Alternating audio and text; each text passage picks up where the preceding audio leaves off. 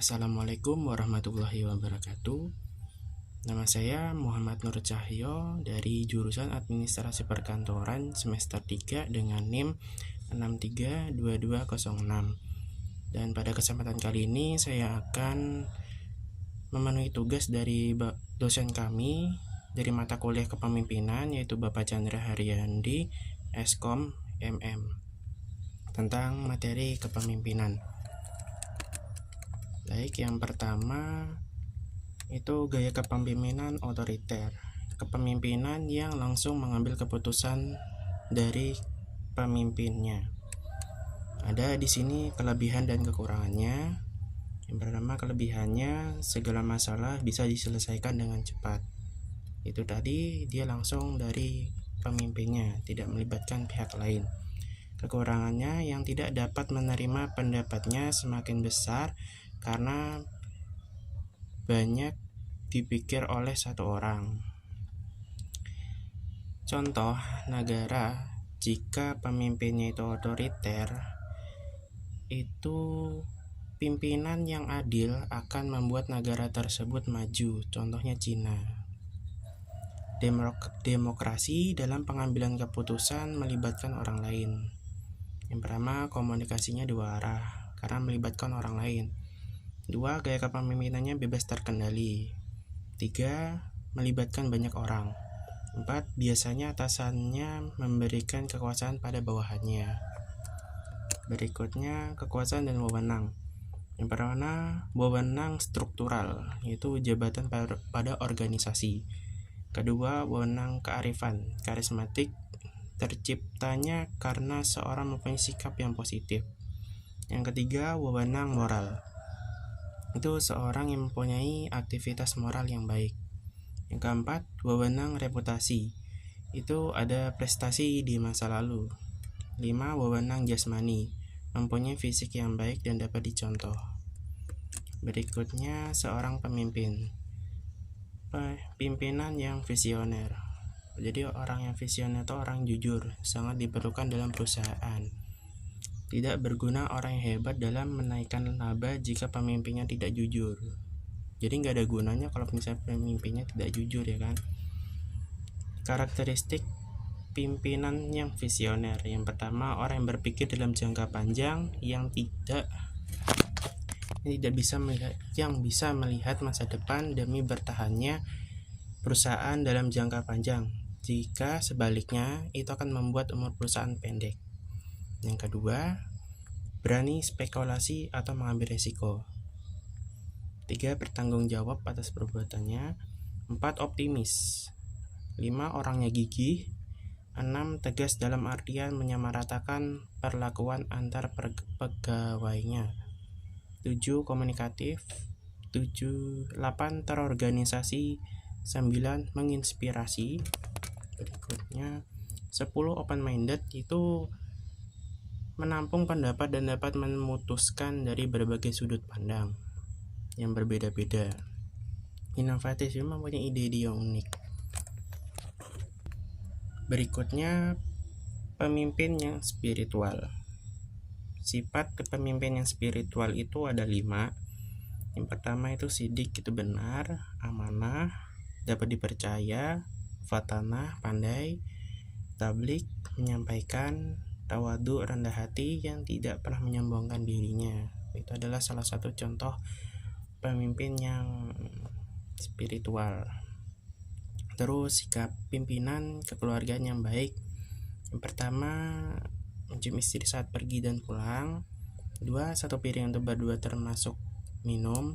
3. Sering menyuapi istrinya makan. 4. Memanjakan istri yang sakit. 5. Sering bercanda. 6. Melayani istri. 7. Memberi hadiah. 8. Tetap romantis saat istri sedang haid. 9. Mengantar istri. 10. Membantu pekerjaan rumah tangga. 11. Mandi bersama. 12. Membelai dan menyisir. Yang berikutnya, kecerdasan yang harus dimiliki oleh seorang pimpinan. Bagi seorang pemimpin harus mempunyai IQ dan intelijen yang tinggi, karena sangat digunakan dalam berpikir logis, dalam mengambil keputusan yang terarah dan benar juga analisisnya harus bagus juga.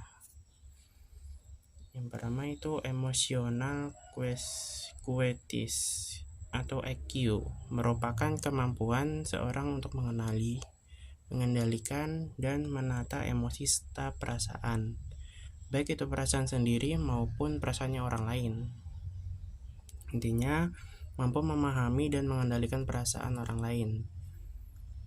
Kecerdasan emosional itu mempunyai prestasi yang utama dalam menjadi seorang pimpinan. Jadi, untuk menjadi seorang pemimpin ya harus mempunyai kecerdasan emosional. Contoh seorang pemimpin yang mempunyai kecerdasan yang tinggi, yang pertama, kemampuan mengenal diri, mampu beradaptasi dimanapun. Yang kedua, mengelola emosi, terutama bisa mengendalikan emosinya. 3, kemampuan memotivasi diri. 4, kemampuan mengendalikan emosi orang lain. 5, kemampuan berempati. 6, mampu menyelesaikan masalah pribadi maupun orang lain. Berikutnya SQ, kecerdasan spiritual. Mengembangkan dirinya secara utuh melalui penciptaan kemungkinan untuk menerapkan nilai-nilai positif atau bisa dikatakan kedekatan antara manusia dengan Tuhannya. Jadi orang yang jujur tidak terlepas dari kecerdasan spiritual karena merasa diawasi. Ciri-ciri orang memiliki kecerdasan spiritual: yang pertama, memiliki prinsip. Yang kedua, mampu melihat kesatuan dalam keanekaragaman. 3, mampu mengelola dan bertahan dalam kesulitan. Orang yang ber-SQ mempunyai pegangan atau keyakinan yang kuat agar bisa bertahan dan terlepas dari kesulitan. 4, mampu memaknai setiap sisi kehidupan. Berikutnya, kecerdasan kreativitas atau CQ.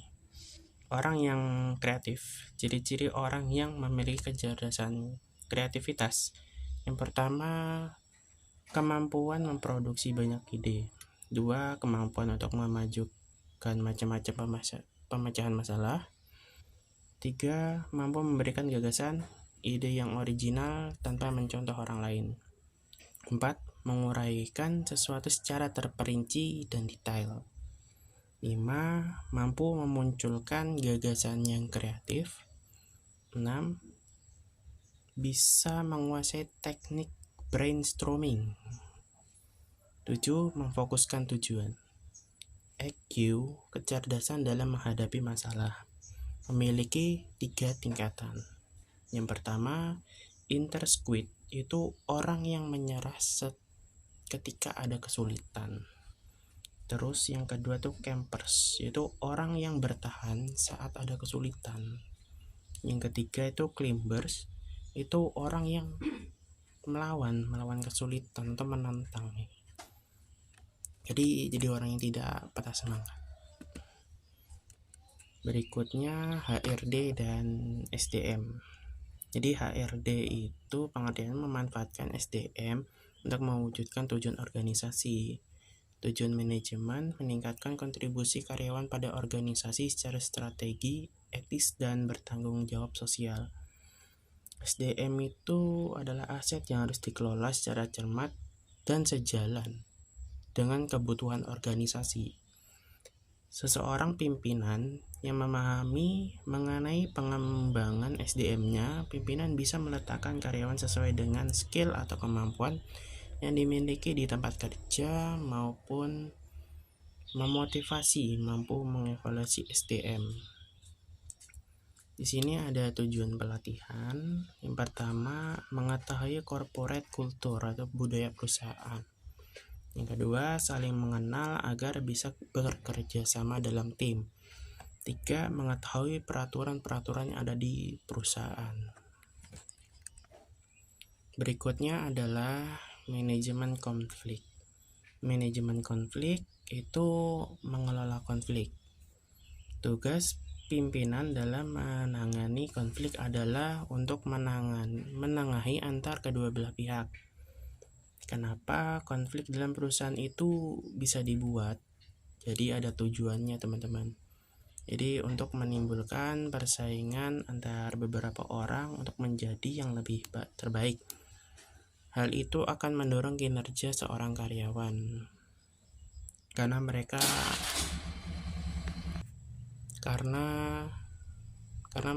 merasa tersaingi hingga itu akan bisa mendorong kinerja seorang karyawan. Jadi itu salah satu tujuannya dibuat konflik dalam perusahaan. Terus konflik dapat berguna untuk memicu nilai positif dengan penanganan yang tepat akan memicu ide, inovasi, perubahan, dan hubungan kerja yang lebih harmonis. Jadi ada juga dampak buruk terjadinya konflik ialah karyawan yang resign, peningkatan tidak hadiran yang tidak jelas, malas berangkat. Nah, biasanya jika suatu perusahaan terdapat itu karyawannya itu seperti banyak karyawan yang keluar masuk, itu pasti di dalamnya kondisinya sedang tidak baik-baik saja. Berikut adalah tipe manajemen konflik. Yang pertama itu akomodatif. Usaha yang dilakukan dengan cara mengumpulkan berbagai pendapat pihak yang terlibat konflik yang akan digunakan untuk musyawarah dalam menyelesaikan konflik. Kedua, avoiding. Ketiga, collaborating, kolaborasi atau kerjasama. 4, competing. Itu digunakan dengan mengarahkan pihak yang terlibat bersaing untuk memenangkan kepentingan masing-masing pihak. Berikutnya ada strategi manajemen konflik. Yang pertama itu pengenalan, yaitu mengetahui letak atau asal mula konflik itu terjadi. Kedua, mendiagnosis, itu mencari solusi, mendapatkan beberapa solusi, dan menyepakati solusi yang sudah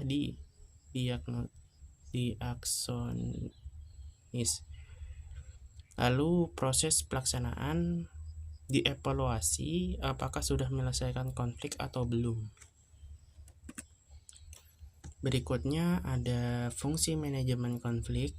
Yang pertama, meningkatkan kinerja dan keaktifan karyawan. 2, mengembangkan kemampuan karyawan. Secara tidak langsung akan mengasah cara berpikir logis, kreatif, dan rasional. 3, melatih kemampuan menyelesaikan konflik. 4, meningkatkan rasa saling menghormati. Berikutnya ada Objective and Key Result atau OKR. Jadi OKR itu adalah satu cara yang saat ini marak digunakan perusahaan dalam mengukur performa kerja seorang karyawan. Contohnya seperti nilai ketepatan waktu kerja itu merupakan nilai dari OKR-nya. Jadi objektif itu bisa dibilang sebagai visi misinya perusahaan. Terus hal penting yang harus dilakukan dalam OKR, yang satu objektif bersifat kualitatif dan harus bersifat SMART.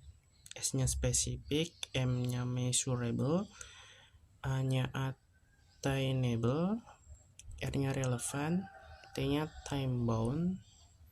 Key result itu menentukan benchmark dan memantau bagaimana untuk mencapai objektif tersebut. 2, aturan dalam OKR. Berikut aturan yang harus ditaati. A, tentukan dalam kurun waktu tahunan atau triwulan atau 3 bulan. B, buatlah satu objek dengan minimal 3 key result atau OKR. Target karyawan perusahaan untuk mencapai minimal 7-80% pencapaian. C, key result harus memiliki angka.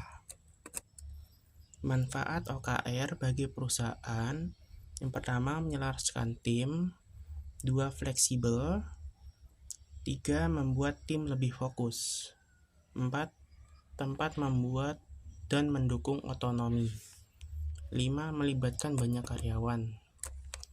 Mungkin ini saja yang dapat saya sampaikan. Jika terdapat salah kata, atau kata-kata yang kurang tepat mohon dimaafkan. Semoga materi yang saya sampaikan ini bisa bermanfaat bagi orang banyak. Terima kasih. Wassalamualaikum warahmatullahi wabarakatuh.